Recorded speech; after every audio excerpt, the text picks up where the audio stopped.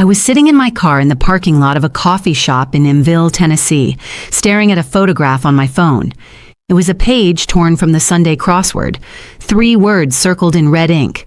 The handwriting was shaky. Arthritis will do that after 78 years. But the message was steady. I'd been waiting 3 years for that signal. My parents spent 10 years telling everyone I was unemployed. They mocked me at church suppers. They mocked me at cousin weddings. They mocked me at my own grandmother's birthday party. What they never knew was that I investigate people exactly like them for a living. And Grandma had just sent me the code. What happened at that Thanksgiving table 30 minutes later ended up in the Impville paper.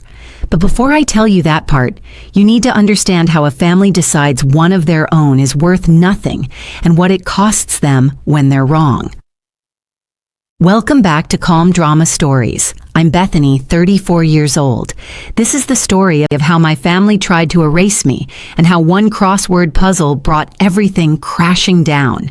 If you've ever been the family member nobody believed in, the one they talked about behind closed doors, stay with me, drop a comment, and be sure to subscribe. Most mornings, I'm at my desk by 7. The office sits on the 3rd floor of the Knox County Government Building in Knoxville, Tennessee. Fluorescent lights, beige walls, a coffee maker that's been broken since April. Nothing glamorous. The nameplate on my cubicle reads Senior Investigator, Adult Protective Services. I've held that title for 6 years. Before that, I was a field caseworker for 4. 10 years total, protecting elderly adults from financial exploitation, neglect, and abuse. My caseload averages 12 open files at any given time. In those 10 years, my unit recovered over $3 million stolen from elderly victims, pension funds drained by sons, savings accounts emptied by daughters-in-law, property deeds forged by nephews who thought Grandma wouldn't notice, 47 cases closed with my name on the lead, 47 families who got their money back, their dignity back, or at least the truth. I'm good at what I do. I can spot a forged power of attorney from 3 pages away. I can read a bank statement the way a mechanic reads an engine. I know what's supposed to be there, and I know when something's been removed. The irony is that my own family had no idea. They didn't know my title, my caseload, or my track record. They knew one thing. Bethany left Impville after high school and never came back to do anything useful. That was enough for them. 47 families got their money back because of my team. My own grandmother was not one of them. Not yet. The crossword tradition started when I was 8. Every Sunday morning, Grandma Helen and I sat on the front porch of the farmhouse. The same porch my great-grandfather built in 1952 and worked through the puzzle from the Impville Daily Times. She'd let me hold the pencil. I'd fill in the easy ones. 3-let words, animal names, colors. She'd handle the rest, but she'd always explain the answer so I'd learn something. 7 across, she'd say. Tenacity means you don't quit even when the pencil breaks. Grandma taught 2nd grade for 40 years at Impville Elementary. She retired at 65 with a pension, a savings account she'd built 1 deposit at a time, and the farmhouse on 40 acres that had been in the foster family for 3 generations. She was methodical. She was patient. She paid every bill on the 1st of the month and kept her receipts in a shoebox under the kitchen sink, organized by year. When I was 16 and the rest of my family treated college like a foreign word, Grandma pulled me aside after Thanksgiving dinner. She pressed $500 into my hand, cash from her own savings, and said, "Don't tell your mother. She'll never understand, but I do." I applied to UT Knoxville the next week. 4 years later, I had a degree in social work. 2 years after that, a master's. Every graduation, Grandma sent me a crossword page from the paper with 1 word circled, proud. That crossword tradition, the pencil, the porch, the patience. It wasn't just a habit, it was a language only the 2 of us spoke. My mother, Linda Foster, got pregnant with my brother Darren at 17. She was 3 weeks into her freshman year at community college when the test came back positive. She dropped out the same day. That was 1989. She spent the next 37 years raising 2 kids, running a household, working part-time at the church thrift shop, and watching other women do what she couldn't finish. I don't think she ever forgave the world for that. I know she never forgave me. Linda didn't hate me because she was cruel. She hated me because I had the thing she'd been robbed of, the chance to leave. And when I took that chance and didn't come back with a husband or a visible paycheck or a job she could brag about at the church potluck, the resentment calcified into something permanent. My father, Ray Foster, drove long-haul trucks for 23 years. Solid work, decent pay. Then 6 years ago, his back gave out. 2 herniated discs, surgery, a year of physical therapy that insurance only half covered. His trucking company folded. He filed for bankruptcy. Somewhere in the wreckage, he found online sports betting. And somewhere in the sports betting, he lost whatever savings he'd kept. Ry wasn't cruel by nature. He was cruel by debt. There's a difference, but the bruises feel the same. He went along with Linda's narrative about me because it was easier than explaining his own failures. If the family was busy laughing at Bethany, the unemployed daughter, nobody was asking Ray where his pension went. And then there was Darren, my older brother, 37, still living in Mville, still working at Henderson's Hardware on Route 9. Darren stayed. He stayed when I left. He stayed when Dad's company folded. He stayed when Mom moved back in with Grandma. In his mind, staying was loyalty. Leaving was betrayal. He wasn't wrong to feel that way. He was just wrong about what loyalty actually looks like. 2 years ago, I drove the 45 minutes from Knoxville to Mville for the church potluck at First Baptist. Grandma had asked me to come. She'd called during one of the narrow windows when Linda was at the grocery store, and her voice had that quiet urgency I'd learned to recognize in my work. "Come Sunday, sweetheart, I want to see your face." I brought a green bean casserole, Grandma's recipe, the one with the crispy onions on top. I walked into the fellowship hall carrying that dish like it was a peace offering. 30 people, folding tables, paper plates, the smell of fried chicken and sweet tea. Linda saw me before I saw her. She was standing by the dessert table with 2 women from her Bible study group, and she didn't lower her voice. Well, look who showed up. Bethany just sits in Knoxville doing Lord knows what. The women laughed. Not mean laughs exactly, the kind of laughs people give when they don't know what else to do. Linda kept going. I told her she could at least volunteer at the thrift shop if she's got so much free time, but no. Too good for that. Darren was leaning against the wall with a plate of brisket. He chimed in without looking up. At least she found time to come eat. That's the most productive thing she's done this year. Bigger laugh. I set the casserole on the table, sat down next to Grandma at the end of the row. She didn't say anything, just reached under the table and held my hand. Her grip was stronger than anyone in that room knew. I drove home that night and pulled over on Route 9, 15 minutes from Knoxville. Sat in my car on the shoulder, just sat there, engine running, watching headlights pass. Then I drove the rest of the way home and went to bed. 18 months before the Thanksgiving that changed everything, the phone calls started to shift. Grandma and I had a rhythm. Every Wednesday evening, right after Jeopardy, she'd call from the kitchen phone. She liked to stand at the counter and talk while she wiped down the stove. Those calls used to run 40 minutes, sometimes an hour. We talk about her garden, my cases. In general terms, I could never share details. The crossword clue that stumped her that week. Then the calls got shorter. 20 minutes, 15, 10. Linda's here. I can't talk long. That phrase showed up in every call like a closed door. I started tracking the pattern. Grandma could only call when Linda went grocery shopping. Wednesdays, mid-morning, about 45 minutes. Outside that window, nothing. One Wednesday, she said something that made the hair on the back of my neck stand up. "They changed my pill, dear. I'm not sure which ones I'm taking anymore." In my line of work, medication control is a red flag. When a caregiver rearranges an elderly person's medication without explanation, it usually means they're either neglecting the schedule or using it as leverage. I asked Grandma if I could come visit that weekend. She hesitated. "I'd love that, sweetheart, but you'd better call first."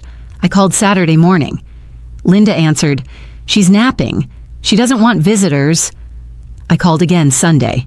Same answer. I asked Darren to check on her. His reply came back flat and rehearsed. "She's fine, Bethany. Mom takes care of her every day. Just leave her alone." I hung up and sat at my kitchen table in Knoxville. I'd heard those exact phrases before in 47 case files. I just never expected to hear them about my own grandmother. The following Monday, I was back at my desk reviewing a case in Anderson County, an 83-year-old widow whose nephew had been cashing her Social Security checks for 2 years. Standard playbook: isolation, financial control, manufactured dependency. I built the evidence chain in 4 days. The district attorney filed charges on Friday. The widow sat across from me in my office and cried. Not sad tears, relief. "You saved my life," she said. I told her that wasn't true. I told her she saved her own life by calling us. That's what I always say. It's what I believe. I drove home that evening and checked my phone. No calls from Grandma, no texts from Darren, no messages from Linda, though she never called anyway. Not unless she needed someone to blame for something. I sat on my couch with a bowl of cereal and thought about the widow in Anderson County. She had someone who noticed. She had a neighbor who called our hotline. She had me. My grandmother had none of those things, because the people who should have been watching were the ones draining her accounts. I hadn't said it out loud yet, but I knew the professional part of my brain had been assembling the picture for months. Shortened calls, medication changes, access denied, isolation from outside contacts, every red flag in the APS training manual. The reason I'd never told my family what I did for a living was simple. In my line of work, the moment someone knows you're watching, the evidence disappears. I'd spent 6 years learning that rule. I just never expected to apply it to my own parents. And then, 3 months later, Grandma's property tax bill showed up delinquent for the first time in 51 years. Property tax records are public. Anyone can look them up. You don't need a badge or a subpoena, just a name and a county. I typed Helen Foster, Blount County into the state database on a Tuesday afternoon during my lunch break. The result came back in seconds. Delinquent, 6 months overdue, $4,200 owed on the farmhouse, and 40 acres that had been in my family since 1952.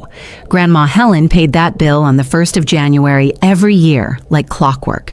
She kept the receipts in a shoebox under the kitchen sink, filed by year, going back to 1974. 51 years of on-time payments, and now 6 months delinquent. I called Mrs. Calloway.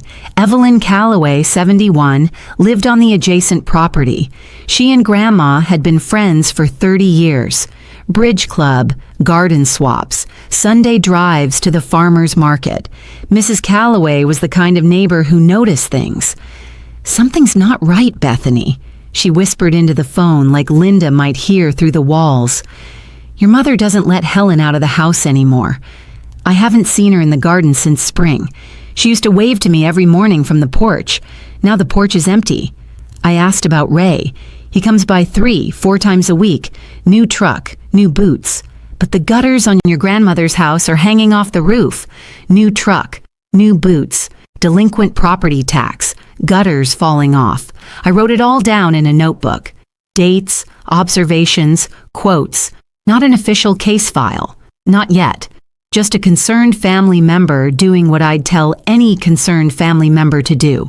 Gather what you can, document what you see, report what you find. Mrs. Calloway became our bridge.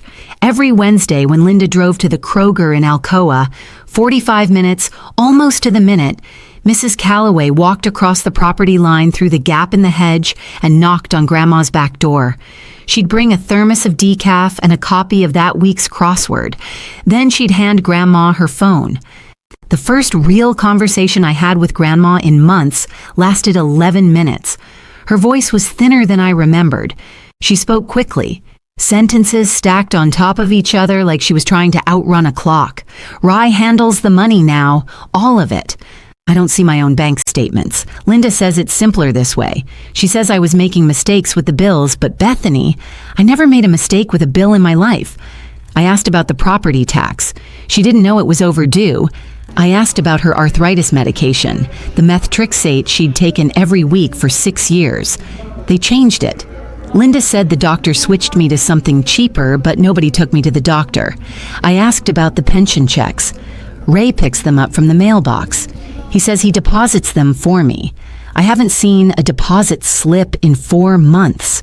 I wanted to tell her everything, that I recognized every pattern she was describing, that I had 47 case files that started exactly this way. But she wasn't ready to hear it framed like that. This was still her daughter. I can't accuse my own child, Bethany. I'd heard that sentence before, almost word for word in 80% of my cases. So I said what I always say. You don't have to accuse anyone, Grandma. You just have to let someone help. I drove down to Mobile the following Saturday, parked in the driveway, knocked on the front door of the farmhouse where I grew up. Linda opened it 6 inches. What do you want? I kept my voice professional, neutral. I'd like to see Grandma. I'll sit with her on the porch for half an hour. She's tired. She doesn't want company.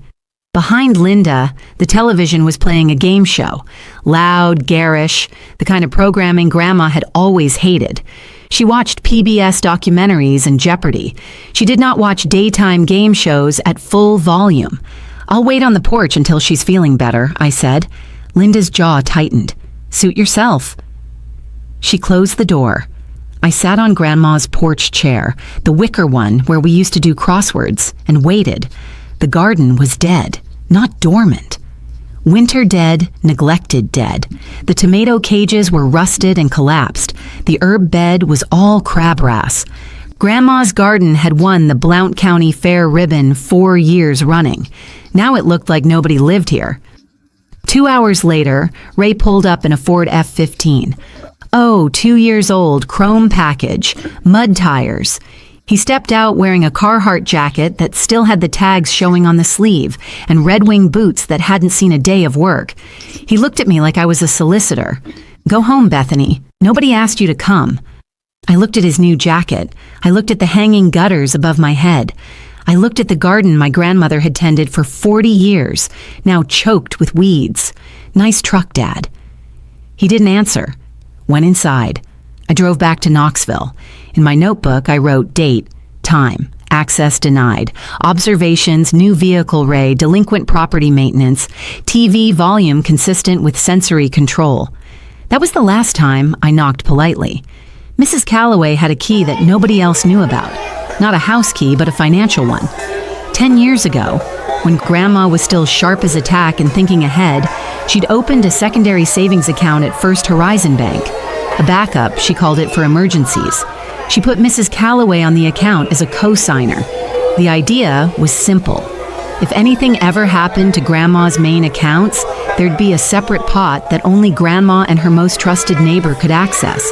The account held about $9,000, untouched for years. Mrs. Calloway went to the bank on a Monday morning. She asked the teller for a 6-month statement on the account. What came back made her hands shake. 3 withdrawals in the past 2 months, $500 each, all made at the ATM on Lamar Alexander Parkway, the same one Linda passed on her Wednesday grocery run. Linda had figured out the PIN. Mrs. Calloway drove straight to the Knoxville Starbucks where I'd asked her to meet me. She slid the statement across the table. I looked at the dates, the amounts, the location. 3 withdrawals spaced exactly 2 weeks apart, each on a Wednesday, consistent with Linda's shopping schedule. I'd built cases on less than this. If she's gotten into this account, I said, the main account is worse. Mrs. Calloway nodded. Her eyes were wet. Helen saved that money for 30 years, Bethany. 30 years of birthday checks and Christmas bonuses from the school district. She used to joke that it was her running away fund. She paused. I don't think she's joking anymore. I folded the statement carefully and put it in my bag. First evidence, not the last. The next morning, I sat across from my supervisor, Tom Reeves, in his office at APS. Tom had 22 years in the department. He'd seen everything. Sons who sold their mother's house out from under her, daughters who maxed out their father's credit cards while he sat in a wheelchair watching Wheel of Fortune. Nothing surprised him anymore. I said, I need to file a third-party report. The alleged victim is my grandmother." Tom leaned back. He didn't blink. "Conflict of interest. I know. I can't be led. I'm requesting that Janet Caldwell take the case. I'll provide initial intelligence and step back from the investigation. Janet Caldwell was the best investigator in our unit besides me. Meticulous, thorough, patient. She'd handle it right." Tom studied me for a long moment. "How long have you known? A few weeks? Suspected? 18 months? He nodded slowly. "Are you okay?" I looked at the stack of case files on his desk. Case after case after case stacked on his desk. 200 reports I'd filed in my career, and each one had felt like pulling a splinter from someone else's skin. Clean, precise, professional distance. "I filed 200 reports, Tom. This is the first one that made me feel sick." He pushed a form across the desk. Third-party report of suspected elder abuse or exploitation. I'd filled out hundreds of these. I knew every box, every checkbox, every legal phrase. But writing my grandmother's name in the victim field, Helen Marie Foster, 78, Enville, Blount County, felt like writing it on a headstone. I signed it. Tom countersigned. Janet Caldwell had a new case by lunchtime. Janet worked fast.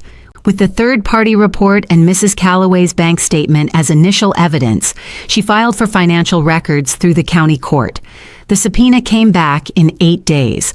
When the main account records arrived at our office in a sealed manila envelope, Janet called me into the conference room. She closed the door. "It's worse than you thought." She laid the statements out on the table. 26 pages, one for each month of the past 2 years. The account had held $131,000 24 months ago. Grandma's life savings. 40 years of a public school teacher's salary deposited carefully, spent sparingly. The numbers told a story I'd read before in dozens of other cases. Monthly withdrawals of $2,000 to Ray Foster, labeled household expenses totaling $48,000 over 2 years. Separate charges for home repairs that never happened. $3,500 for a new water heater. The old one was still there. $4,500 for roof repair. The gutters were hanging off. $2,800 for electrical work. The porch light had been out since spring. Linda's name appeared on 6 checks to a medical billing company I'd never heard of. Janet had already looked it up. It didn't exist. Total missing, approximately $127,000. The power of attorney had been signed 2 years prior during Grandma's hospitalization for pneumonia. Linda had brought the papers to the hospital room. "Just temporary, Mom, until you're back on your feet," Grandma signed. She never got the papers back. And here was the detail that turned my professional detachment to something closer to fury.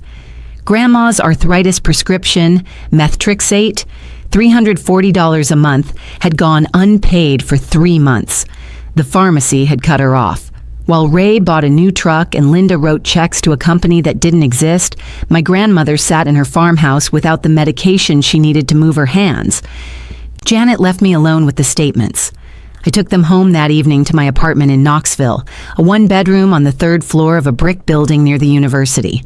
I sat at my kitchen table with a cup of coffee that went cold and read every line on every page. 26 pages, 26 months. Each page was a month of my grandmother's life, draining away in increments. Page 8, $2,000 to Ray Foster. Page 9, $2,000 to Ray Foster. Page 12, $4,500 for home repair that never happened. I've read hundreds of financial exploitation files. I know what patterns look like, but patterns don't prepare you for page 22. The last page of the statement, the final line, current balance $3,412.80. I read it twice. Then I set the paper down on the table flat next to my cold coffee. 40 years of chalk dust and lesson plans, $3,412.80. That was what remained of my grandmother's entire working life. Every morning she'd stood in front of 22 second graders and taught them to read.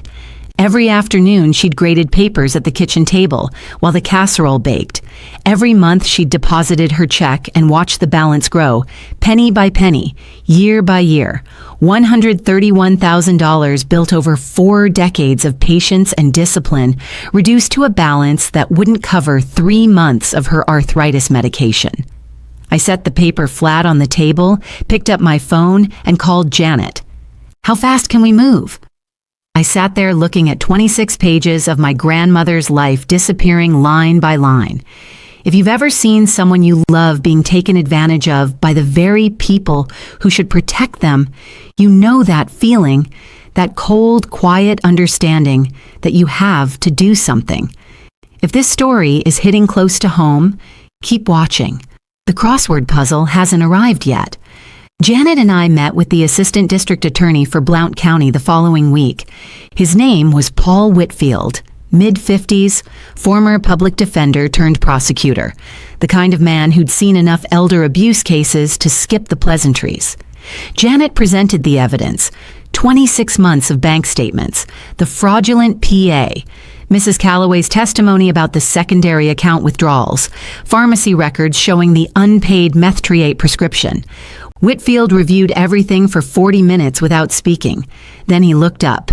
"You have enough for a financial exploitation charge under TCA 71-6-17. Possibly fraud, possibly theft over $10,000, which is a Class C felony." Janet nodded. "What we need," she said, "is access confirmation. The victim herself confirming she didn't authorize these withdrawals, and ideally confirmation that she's being isolated." Whitfield looked at me. He knew I was family. He also knew I wasn't the lead investigator. "Can your grandmother make a statement?" "If we can get to her," I said. "My mother controls all access, changed the phone plan, blocks visitors. The only contact we've maintained is through a neighbor." He tapped the stack of bank statements. "We can get a welfare check ordered. Have an officer do a knock and talk. They'll coach her before the officer arrives. I said she won't speak freely with Linda in the room." Whitfield was quiet for a moment. "Then we need her to reach out voluntarily on her own terms." I thought about the crossword puzzle, about 3 words circled in red, about a code Grandma and I had set up 5 years ago, the afternoon I first told her what elder financial exploitation looked like, because I wanted her to be ready if it ever happened to anyone she knew. She'd laughed. "You think someone's going to steal from an old school teacher?" I hadn't laughed back. I called the farmhouse the next evening. Linda picked up on the second ring. I kept my voice even. "Hi, Mom. I'd like to talk to Grandma for a few minutes. She's watching her shows. I'll wait." Linda sighed. The long, theatrical kind that takes more effort than just saying what you mean. "Bethany, your grandmother is fine. She eats 3 meals a day. She watches her programs. She sleeps in her own bed. I moved back in 3 years ago to take care of her. What have you done?" I didn't answer the question. I said I'd like to hear from her directly that she's doing well. "You want to hear something? Fine. Here's what I hear every day from the women at church, from your cousins, from people who actually, how up? Bethany just sits in Knoxville doing Lord knows what." The line went quiet for a second. Then Linda's voice dropped lower, sharper. "You had every opportunity, Bethany. Scholarships, degrees, all that education. And what did you do with it?" "Nothing. At least Darren stayed. At least Darren shows up." I held the phone away from my ear, not because it hurt. I'd heard worse in intake interviews with actual criminals, but because I needed to remember this was a conversation, not an interrogation. "Can I speak with Grandma, please?" "No." Click. I set my phone down. I opened my laptop and wrote the time, date, and a summary of the conversation in my personal log. Tennessee is a one-party consent state. The call had been recorded on my end, not because I'd planned to record it, because I record every call from that number. It's a habit I picked up from work, and habits are hard to break when they're the right ones. I tried Darren next. He had blocked me on social media 2 years earlier, right after the church potluck. So I sent an email. Subject line, Grandma. Darren, I'm worried about Grandma. Her property tax is 6 months overdue. She hasn't been to the doctor in 4 months. I can't reach her by phone. Can you please check on her? His reply came back the same evening. A few blunt lines. Bethany, I check on Grandma every week. She's fine. Mom handles everything. The taxes are being sorted out. Stop trying to stir up drama. I wrote back, Darren, the taxes aren't being sorted out. I pulled the county records and her bank account. He cut me off. One line, you don't get to care now. You abandoned us. I sat with that for a long time. My brother wasn't evil. He'd never stolen a dime from anyone. He went to work at Henderson's Hardware 6 days a week, coached Little League on Saturdays, brought Grandma flowers on her birthday. In his mind, he was the loyal one, the one who stayed while I ran off to Knoxville to become nothing. He didn't know about the $127,000. He didn't know about the phantom invoices, the diverted pension checks, the unpaid medication. He only knew the story Linda had written. Bethany left. Bethany failed. Bethany doesn't get to have opinions about this family anymore. And because that story was simpler and more comfortable than the truth, he believed it. He wasn't protecting Linda and Ray. He was protecting the only version of reality that made his sacrifices feel worthwhile. I understood that. I'd seen it in case after case. The enabler who doesn't know they're enabling, the gatekeeper who thinks they're guarding the family when they're actually locking the victim inside. My brother was loyal to the wrong story. I couldn't fix that with an email. 2 weeks later, Mrs. Calloway called me at 9 in the evening. She never called that late. Bethany. Helen fell in the bathroom last Tuesday. She bruised her hip and her right hand. Linda didn't take her to the hospital. She said it was just a bruise. I closed my eyes. A fall in the bathroom, bruised hip, bruised hand, no medical attention. I'd written those exact words in a dozen neglect reports. How bad is the hand? She can barely hold a pen. I saw her through the kitchen window yesterday. She was trying to peel an orange and she couldn't grip it. Mrs. Calloway paused. I could hear her breathing. The careful breath of a woman who was scared. There's something else. Last night, I was checking on my chickens around. I could see your mother's silhouette on Helen's porch. She was sitting alone in the dark, holding a picture frame. I couldn't see what it was from my side of the hedge, but she was crying hard, maybe 5 minutes. Then she stood up, wiped her face, and went back inside. I knew which picture frame. Grandma had one photograph on the living room wall that had been there since I was a child. Linda's high school graduation portrait, 1989. Black cap, white tassel, a smile that believed the whole world was coming. Grandma had kept it on the wall for 37 years, the only daughter's graduation photo she'd ever hang. Linda saw that portrait every day, and every day it reminded her of the life she almost had. I felt something shift in my chest, not forgiveness. I was years away from that, but recognition. My mother was a person who'd been broken by a choice that was made for her at 17, and she'd spent the rest of her life breaking everyone around her to even the score. We're running out of time, Mrs. Calloway. It arrived on a Wednesday, 3 weeks before Thanksgiving. Linda had left for Kroger at... Mrs. Calloway was through the hedge by... She found Grandma sitting at the kitchen table with a page torn from the Sunday crossword spread flat in front of her. The page was creased. Grandma had been hiding it under her mattress, waiting for the right moment. 3 words circled in red ballpoint, the ink pressed hard enough to dent the newsprint. Help. Trapped. Call. And one more word circled separately at the bottom of the page in a shakier hand. Thanksgiving. Mrs. Calloway photographed the page with her phone and texted the image to me. I was at my desk in Knoxville when it arrived. I opened it, zoomed in, and read the 4 words. My hands didn't shake. My pulse didn't spike. I'd trained for this. Not this exact moment, but this exact type of moment. The signal from a victim who's found the courage to ask. The coded message that bypasses the gatekeeper. In my professional life, I'd received these signals. A note passed to a visiting nurse, a letter slipped to a mail carrier, a phone call made in whispers while the abuser was in the shower. Each one was a small act of extraordinary bravery. This one was from my grandmother, 78 years old, bruised hand, arthritis so bad she could barely grip a pen, and she'd pressed that red ink hard enough to dent the paper.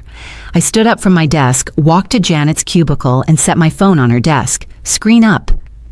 "We have it," I said. "She's asking for help and she wants us there on Thanksgiving." Janet, Paul Whitfield, and I met in the ADA's office the same afternoon. Janet had the full case file spread across his desk. The bank statements, the fraudulent POA, Mrs. Calloway's affidavit about the secondary account withdrawals, pharmacy records confirming 3 months of unpaid Methatrix, the documented denied visits, my call recordings, and now the coded crossword. A voluntary request for help from the victim herself. Whitfield reviewed the crossword photograph for a long time. She chose the day. "Yes," I said. "Thanksgiving. The entire family will be there." He looked at Janet. "You're comfortable with a multi-object confrontation?" Janet nodded. All 3 individuals associated with the financial exploitation will be present at the same address. It's efficient and it protects the victim from any individual retaliation after the fact. Whitfield signed the authorization for an APS emergency intervention. Janet would serve as the lead APS officer, a deputy from the Blount County Sheriff's Office. Deputy Sam Morris, a 15-year veteran, would accompany for safety and to serve any necessary legal papers. I would be there as family. Technically, I had no official role. I was a concerned granddaughter who happened to work in the same department. But we all knew why I needed to be in that room. Grandma had sent the signal to me, not to APS, not to the sheriff, to Bethany. The granddaughter she'd given $500 to 20 years ago. The one she'd taught crossword puzzles on a Sunday morning porch. The one she trusted to understand 4 words, circled in red. I was going home for Thanksgiving. 3 weeks is a long time when someone you love is counting the days. I went to work each morning. I reviewed other cases, interviewed other victims, filed other reports. My colleagues in the Knoxville office didn't know about Grandma's case. Only Tom and Janet had the details. To everyone else, I was the same Bethany I'd always been. Quiet, thorough, first one in, last one out. At night, I'd sit at my kitchen table with the 26 pages of bank statements and go through them again. Not because I'd missed anything, because I needed to make sure. Every number had to be right, every date confirmed, every fraudulent charge documented. If this went to trial, and it would, the evidence had to be airtight. There was no room for a missed decimal or a transposed date. I thought about Linda on the porch with the graduation photo. I didn't hate my mother. I didn't even pity her. I just needed her to stop. Mrs. Calloway called every few days with updates. Grandma was eating. Grandma was sitting up. Grandma had put on her blue church dress, the one she saved for special occasions, and hung it on the outside of her closet door. She wants it ready. Mrs. Calloway said she knows you're coming. I asked about Linda. Same as always. Shopping on Wednesdays, church on Sundays, acts like nothing's wrong. That was the thing about financial exploitation. The perpetrators almost never think they're doing anything wrong. They tell themselves they're borrowing. They tell themselves the victim would want them to have it. They tell themselves the money was theirs all along. It's the most comfortable crime in America until someone pulls out the bank statements. 10 days before Thanksgiving, Mrs. Calloway forwarded me a group text from Darren. He'd created a family thread. Aunts, uncles, cousins, everyone except me, with the subject, Foster Thanksgiving at Grandma's. The message read, "Hey everyone, Thanksgiving at Grandma Helen's this year, Thursday a.m. I'm doing the turkey, bring sides. Let's give Grandma a real family Thanksgiving she deserves." 22 people confirmed. Aunt Patricia, Uncle Glenn, 6 cousins, Darren's wife, Linda's friends from Bible study, and Pastor Johnson from First Baptist. The same man who'd laughed when Linda called me worthless at the church potluck. I read that guest list and smiled for the first time in weeks. I didn't need an invitation. I had something better. I spent the next 3 days preparing copies of the bank statements, 3 sets because you always bring backups. The PA document with the hospital date highlighted, Janet's formal APS investigation summary, Mrs. Calloway's sworn affidavit, the crossword photograph printed on paper. I organized everything in a manila folder labeled with nothing but a case number. At work, I handled 2 more routine cases. Went to a training seminar on Thursday. Had lunch with a colleague on Friday. Normal week, normal life. Except that every evening I'd come home, open the folder, and review the contents one more time. Then I'd close it, set it on the counter, and cook dinner. On the Tuesday before Thanksgiving, I packed a small bag, drove to Enville, checked into the Comfort Inn on Lamar Alexander Parkway, the same road where Linda made her ATM withdrawals every other Wednesday. My room was on the 2nd floor. I laid the folder on the desk, set my alarm for 6, and did what I always do the night before a big case. I went to sleep. 14 dinners. That's what I counted every night before Thanksgiving. 14 meals where my grandmother sat at her own table in her own home, eating food bought with her own money. Money she couldn't touch anymore. If someone in your life is being silenced by the people closest to them, keep watching, because silence has an expiration date. Thanksgiving morning, 6 a.m. I lay in the hotel bed and stared at the ceiling. Outside, Enville was quiet. The kind of quiet you only get in small towns on holidays when everyone's either sleeping in or already in the kitchen. I showered, dressed, and put on the gray blazer I'd packed. Not a holiday outfit, a work outfit. The same blazer I wore to court appearances, to victim interviews, to every professional moment that mattered in my career. Grandma would see it and understand immediately. Blazer meant business. I drove to the Main Street Diner at 9. Eggs over easy, wheat toast, black coffee. I ate slowly, read the Enville paper, the crossword section, out of habit. Thought about the 22 people who'd be sitting around Grandma's table in 3 hours eating turkey, carved by my brother in a house where the gutters were falling off because the repair money went to online gambling. At D, Janet pulled into the diner parking lot in her status-sued sedan. Deputy Morris arrived 5 minutes later in his cruiser. We sat in a corner booth. Janet had the case file in a leather portfolio. Deputy Morris had his badge and a calm demeanor that comes from 15 years of knocking on doors people don't want opened. Timeline Janet said we arrive at... Family should be seated by then. I'll present the APS investigation notice. Deputy Morris provides security and serves the temporary protective order if needed. Bethany, your family, you're there for Helen. Deputy Morris looked at me. You sure about the timing? Thanksgiving dinner? I set my coffee down. My grandmother chose the day. I'm honoring her choice. At T, we got in our cars, 3 vehicles on the road, Janet's sedan, Deputy Morris's cruiser, and my 10-year-old Honda Civic. We drove through Enville in a quiet procession, past the elementary school where Grandma taught for 40 years, closed for the holiday, flag still flying, past First Baptist, where Pastor Johnson was probably already at the farmhouse saying grace over turkey, bought with stolen pension money, past Henderson's Hardware, where Darren worked 6 days a week and still believed his sister was the problem. The road to the farmhouse runs through 2 miles of farmland, rolling hills, white fences, hay bales wrapped in plastic, beautiful country. The kind of landscape that makes you think nothing bad could happen here. 6 vehicles were parked in Grandma's gravel driveway.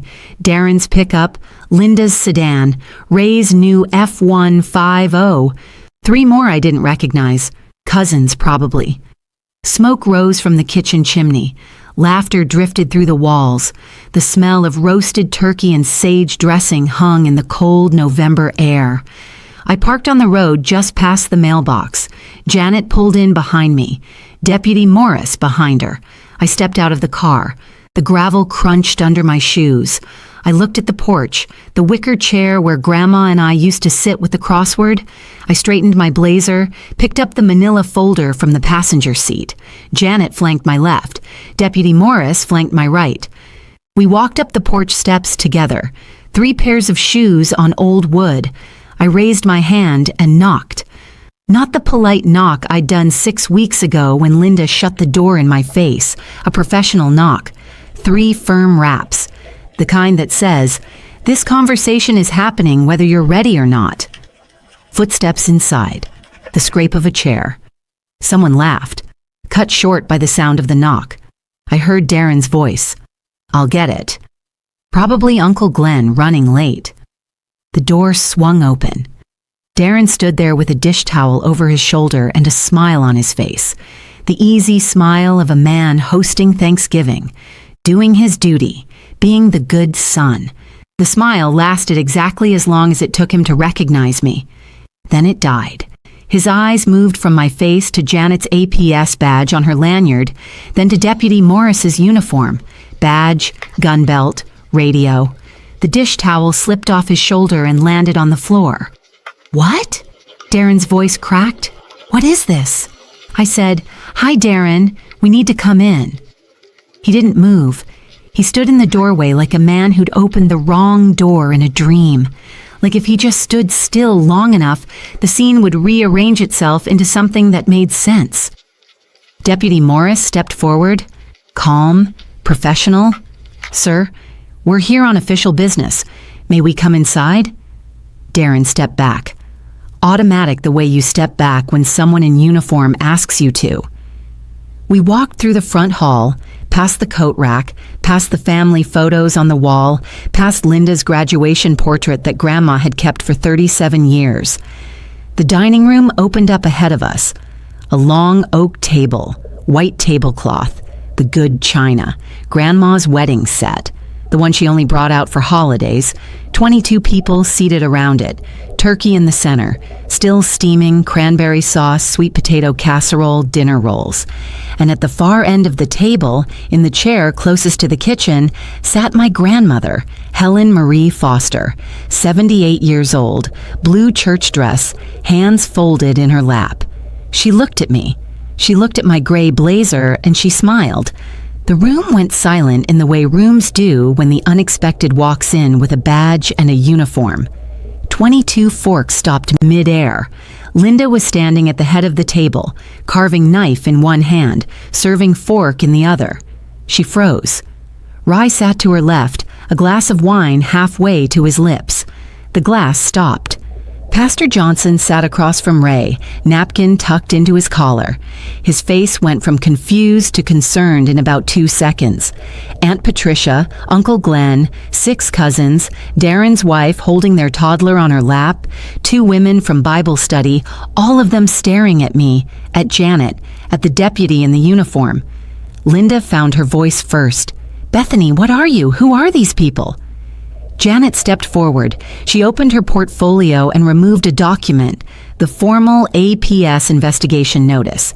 "My name is Janet Caldwell, Adult Protective Services.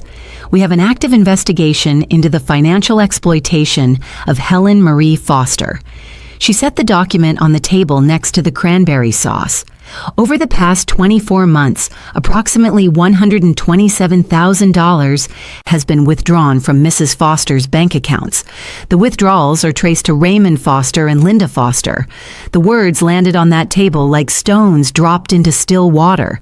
You could see the ripples, Aunt Patricia's hand going to her mouth, Uncle Glenn leaning back in his chair, the cousins exchanging glances. Linda sat down the carving knife slowly. "This is Thanksgiving," she said. Her voice was shaking. "This is my mother's Thanksgiving dinner. You can't come in here." And Deputy Morris said, "Ma'am, please have a seat." Janet laid the bank statements on the table, all 26 pages. She placed them carefully, fanning them out between the turkey platter and the dinner rolls, each page facing the family so they could read the numbers themselves. These are Mrs. Foster's bank statements from First Horizon Bank, obtained through a court-authorized subpoena. Janet said they document systematic withdrawals totaling $127,000, monthly transfers of $2,000 to Raymond Foster, labeled as household expenses, charges to a medical billing company that does not exist, payment for home repairs. She gestured toward the window where the broken gutter was visible from the dining room that were never performed. Ray set his wine glass down. His hand was shaking so badly that the wine sloshed over the rim, leaving a red stain on Grandma's white tablecloth. "Helen gave us that money," he said. His voice was too loud, too fast. "She wanted to help," she said. "Mr. Foster," Janet interrupted. "Mrs. Foster's arthritis medication has been unpaid for 3 months. Her pharmacy discontinued the prescription. Her property taxes are 6 months delinquent. The power of attorney was signed during a hospitalization for pneumonia, and it has never been reviewed or renewed." Ray opened his mouth, closed it, opened it again. Nothing came out. He looked like a man standing on a trap door who'd just heard the bolt slide. Linda hadn't sat down. She was still standing at the head of the table, gripping the back of her chair with both hands, knuckles white. She turned to me. Her eyes were wild. Not scared, not sorry, furious. "You did this. It wasn't a question. You called the cops on your own mother." I looked at my mother across that table full of food and bank statements, 22 people watching, the turkey going cold, the cranberry sauce sitting next to page 14, where $4,500 had disappeared into a roof repair that never happened.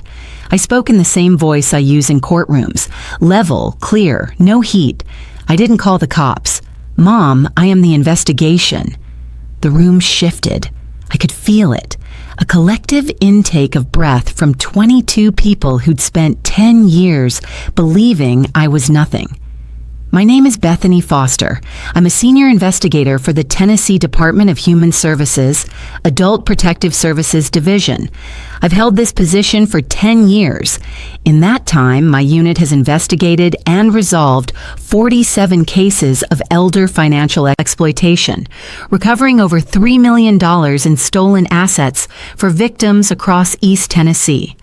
I paused, let the words settle. Watch them land on every face at that table. Aunt Patricia's, Uncle Glenn's, the cousins, Pastor Johnson's, every person who'd heard Linda's version of me for a decade. "You always said I sat in Knoxville doing Lord knows what." I looked at Linda. "Lord finally knows what I do, Mom." Linda exploded. The chair behind her crashed to the floor. "You ungrateful! After everything I sacrificed, you come into my mother's house and accuse me. How dare you?" She was screaming, hands shaking, face red, spit on her lower lip. Every word louder than the last, filling the dining room, rattling the china. I didn't raise my voice. I didn't step back. I stood exactly where I was and waited. I'd done this before, stood in the center of someone's rage and let it burn out. It's the first thing they teach you in crisis intervention. The louder they get, the quieter you stay. Power doesn't come from volume. It comes from the person who doesn't need it. Linda ran out of words. She stood there breathing hard, hands balled into fists, tears streaming. I said, "It is her house, Mom, and her money and her choice." Ray made one more attempt. He leaned forward in his chair and said, "Janet, is that your name? Listen, this is a family matter. Helen is my mother-in-law. She asked us to manage things. She signed the papers. This is all a misunderstanding." Janet didn't blink. "Mr. Foster, the power of attorney was executed during a hospitalization for pneumonia. Mrs. Foster's arthritis medication has been unpaid for 3 months. Her property taxes are delinquent. The charges to Allied Medical Solutions, the billing company listed on 6 checks from the account. That company was dissolved in 2019. It has no active address, no phone number, and no employees. The checks were deposited into a personal account held by Linda Foster." Ray stared at the tablecloth, at the red wine stains spreading slowly into the white linen. He didn't say another word. And then my grandmother stood up. Mrs. Calloway, who'd been sitting beside her, invited by me for exactly this moment, took her elbow and helped her rise. The room turned, every head, every eye. Grandma Helen stood at the end of that long oak table in her blue church dress with her bruised hand resting on the edge of the tablecloth. She was trembling, not from weakness, from the effort of holding back 40 years of patience until the right moment. I taught second grade for 40 years, she said. Her voice was thin but clear, the voice of a woman who'd spent 3 decades commanding a classroom. I saved every penny I could. I raised my children in this house, and they took everything except my crossword puzzles. She paused, looked at Linda, looked at Rye. That was their mistake. Nobody at that table breathed. Pastor Johnson stared at his napkin. He wasn't laughing now. None of them were. Darren was standing in the doorway between the dining room and the kitchen. He hadn't moved since we walked in. His face had gone through every stage: shock, denial, confusion, and now it was something worse. Recognition. He looked at me. I could see it in his eyes. He was replaying every conversation, every email I'd sent that he'd dismissed. Every time I'd tried to tell him something was wrong and he'd shut me down. "You were trying to tell me," he said. His voice was barely above a whisper. "The email about the property tax. I thought you were just..." He stopped. He couldn't finish the sentence. I said, "I know what you thought, Darren." He pressed his hand against the door frame like he needed it to hold him up. His eyes were red. He was looking at the bank statements on the table, the 26 pages of evidence that proved everything his sister had been trying to say and everything his parents had been hiding. Deputy Morris stepped forward and addressed the room. His voice was measured, practiced. "At this time, Raymond Foster is being asked to accompany me for questioning regarding potential felony elder financial exploitation under Tennessee Code, annotated section June 17th, 71. Linda Foster is being served with a temporary order restricting contact with Helen Foster and access to her financial accounts pending the completion of the APS investigation." Linda was led toward the door. She passed Grandma's chair on the way out. She stopped. Grandma looked up at her daughter, not with anger, not with contempt, with sadness. Quiet, heavy, 55-year-old sadness. "I kept your graduation photo on the wall, Linda. 40 years. I was so proud of you." Linda's face crumpled. She cried. Not the tears of someone who's sorry, the tears of someone who's caught. I know the difference. I've seen it 47 times. 3 months after Thanksgiving, Ray Foster accepted a plea deal: felony elder financial exploitation, 18 months of supervised probation, full restitution of $48,000 to be paid over 5 years, a permanent no-contact order with Grandma Helen. His attorney argued financial hardship. The judge pointed out that Mr. Foster had managed to purchase a new truck and a wardrobe of Carhartt jackets while his mother-in-law went without arthritis medication. The hardship argument did not go well. Linda's case went to trial in February. The jury deliberated for 4 hours. Guilty on 2 counts of financial exploitation and 1 count of theft over $10,000. Sentencing is pending. The restraining order remains in effect. Grandma Helen's power of attorney was formally revoked by the Blount County Probate Court. Her accounts were frozen, audited, and restored to her sole control. The balance won't reach $131,000 again. Some of that money is gone for good, but the bleeding stopped. Her property taxes were paid. I covered them myself, and Grandma insisted on paying me back at $12 a month because that's who she is. Her methotrexate prescription was reinstated. A home health nurse visits 3 times a week. Mrs. Calloway comes by every day. Darren was silent for 2 months after Thanksgiving. No calls, no emails, no texts. On a Sunday in late January, an email arrived in my inbox. Subject line, empty body. I'm sorry. I should have listened. I wrote back, "Come have dinner with Grandma on Sunday. She misses you." He came. He brought flowers and a crossword puzzle book from the dollar store. Grandma made him sit in the wicker chair on the porch and wouldn't let him leave until he'd finished the first puzzle. He got stuck on 7 across. She helped him. Sunday morning, April. I drove the 45 minutes from Knoxville to Mville with the windows down. Dogwood trees in bloom along Route 9, the mountains soft and green in the distance. Pulled into the gravel driveway of the farmhouse. The gutters had been replaced. Darren did it himself, 3 weekends in a row. The garden was coming back. Mrs. Calloway had helped Grandma plant new tomato starts and a row of basil along the fence. The herb bed was weeded. The porch steps were swept. On the porch, in the wicker chair, sat Grandma Helen. 88 pounds of patience and crossword puzzles in a blue cardigan, a cup of coffee on the armrest, the Sunday paper open on her lap. I sat down in the chair beside her. She handed me a pencil. We worked in silence for a while, just the scratch of graphite on newsprint and the cardinals calling from the cedar tree. She tapped a clue with her finger. 9 letters. What you build when no one is watching? I smiled. Character, Grandma. She nodded, filled it in. I knew you'd get that one. The people who mock your silence will never understand what you are building inside it. But the ones who need you will always find a way to call.